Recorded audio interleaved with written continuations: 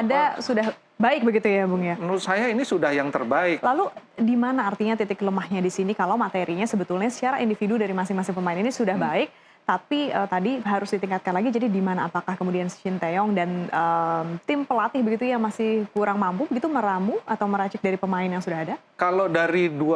Kalau kita bicara kualifikasi kan ini dia sebetulnya meminta pemain tambahan striker itu untuk kualifikasi Piala Dunia putaran ketiga kan, untuk menghadapi tim-tim raksasa.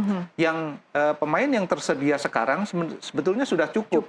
Karena nggak ada lagi pemain yang kualitasnya di atas mereka yang sekarang dipunyai oleh Shin Tae-yong. Kalaupun ada tambahan mungkin yang dari sekarang di U19.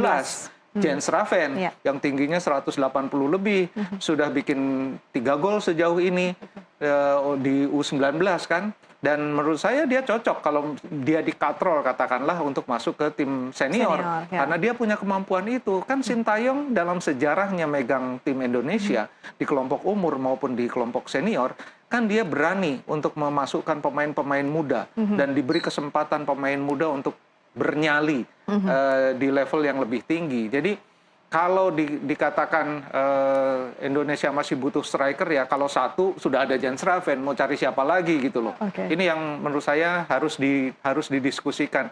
Karena saya khawatir ini mereka terlena dengan pemain-pemain naturalisasi yang memang memberi warna yang lebih baik, membuat level Indonesia nih sedikit naik gitu ya. Kalau dari peringkat kan memang naik dari 160 ke 130-an naik berkat mereka juga gitu loh.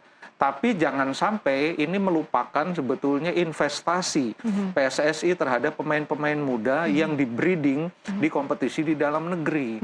Gitu loh. Ini yang menjadi kekhawatiran saya bahwa dipegang Shin Tae-yong dengan pemain naturalisasi peningkatannya cukup signifikan, iya gitu loh. Tapi tugas PSSI kan bukan hanya itu.